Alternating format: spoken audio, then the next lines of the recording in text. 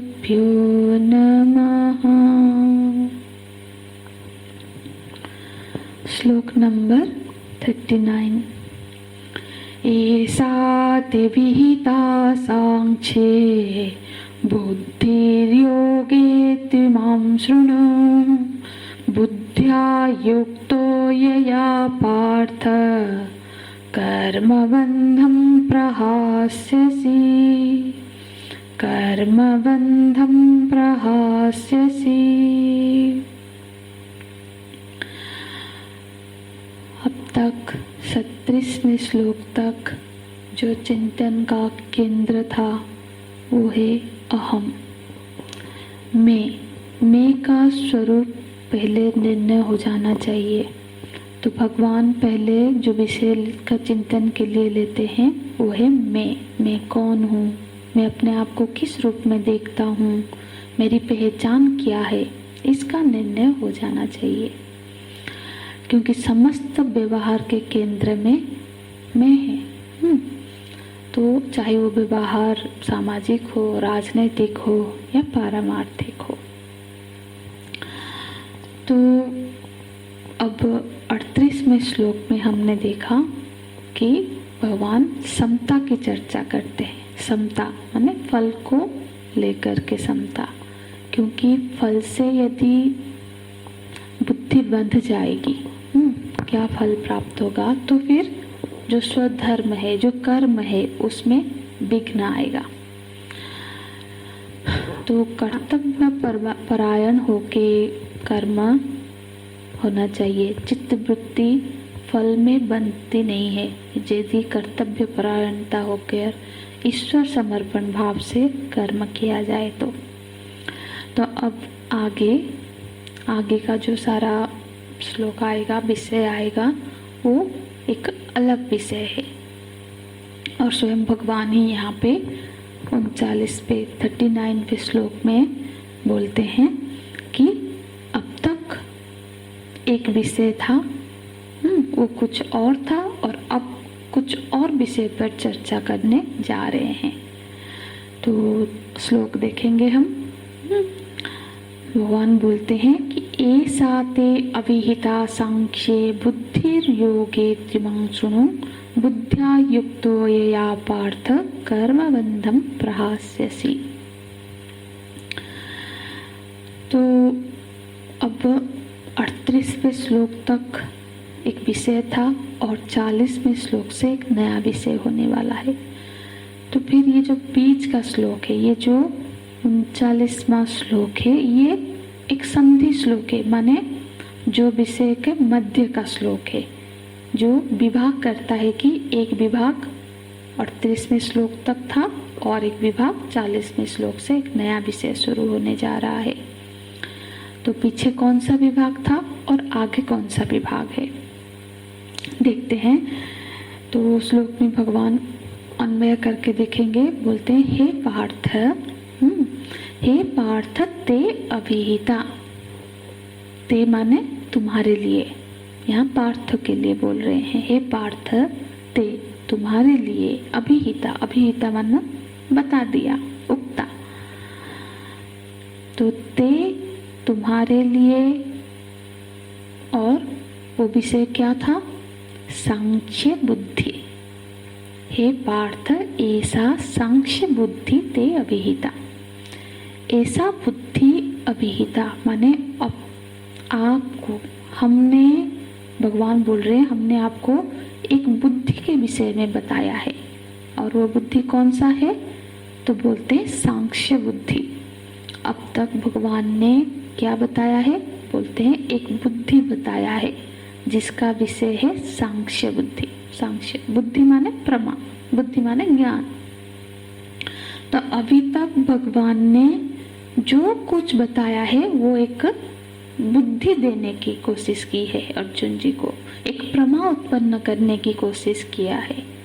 तो हे पार्थ, हे अर्जुन, एसाम बुद्धि ही, एसाम सांख्य बुद्धि ते अभिहिता।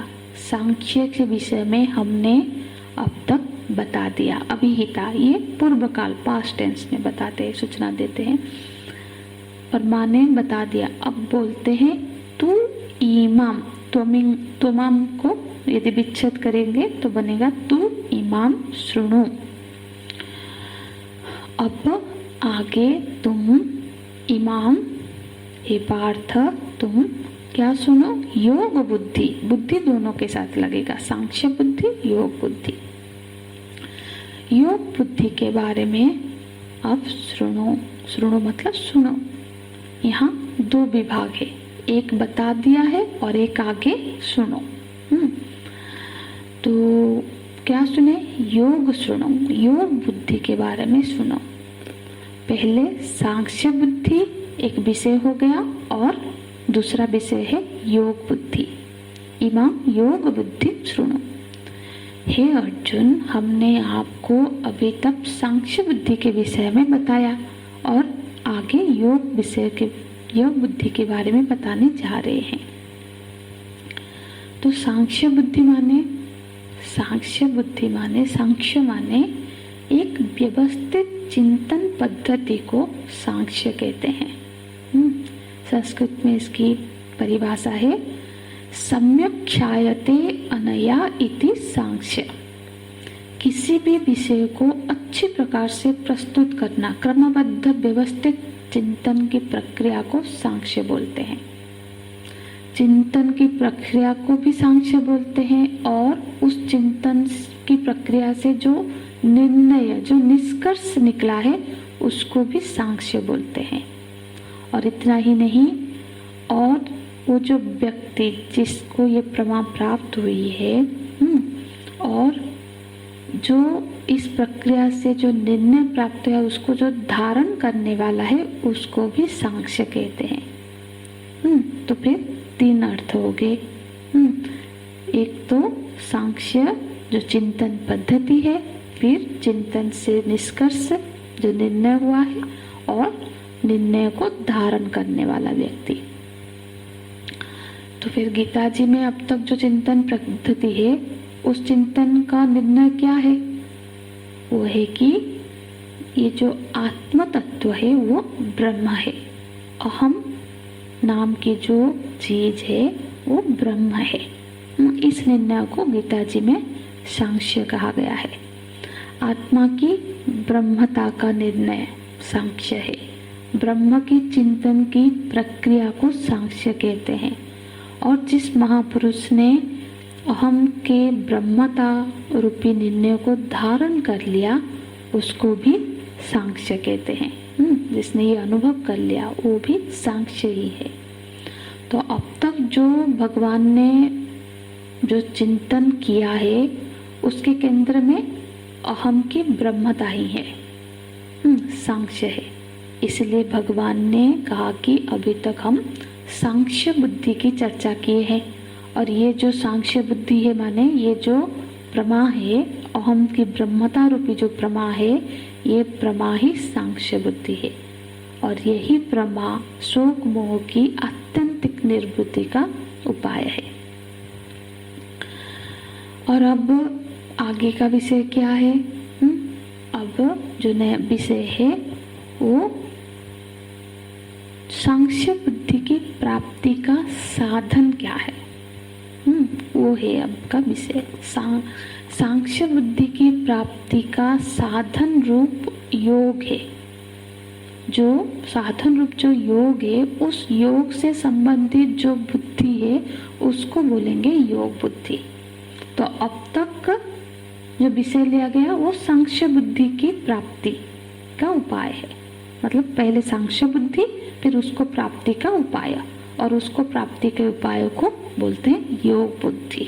मतलब सांख्य बुद्धि तक पहुंचने का मार्ग है, साधन है ये योग बुद्धि, जिससे सांख्य बुद्धि मतलब कैवल्य मुक्ति की प्राप्ति, ब्रह्मात्मक बोध की प्रमा की प्राप्ति।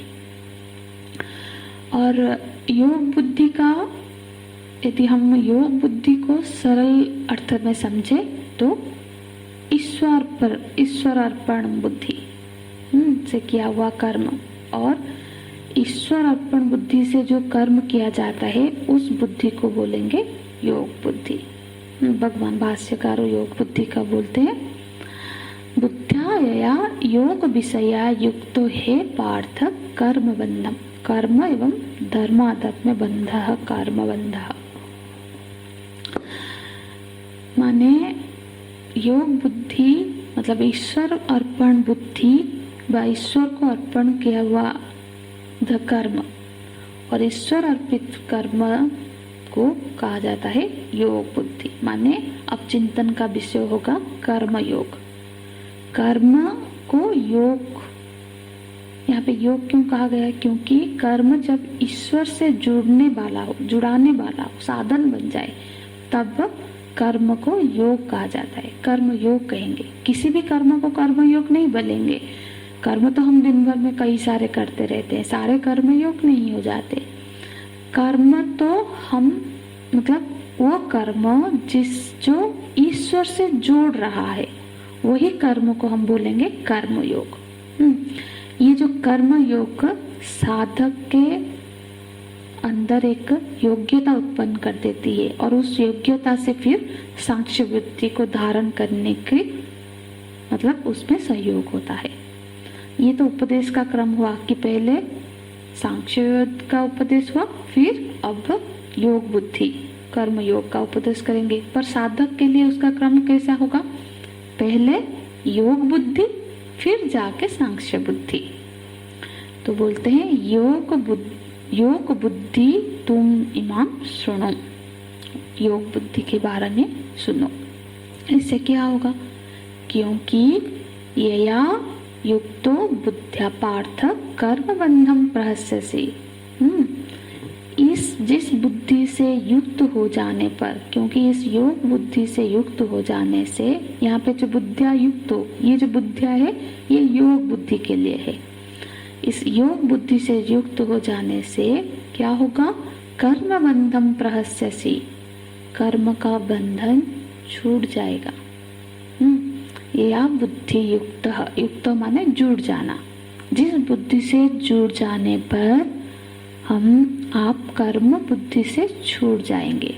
या बुद्धिया युक्तो माने, या बुद्धिया माने योग बुद्धि, ये ध्यान में रहना चाहिए।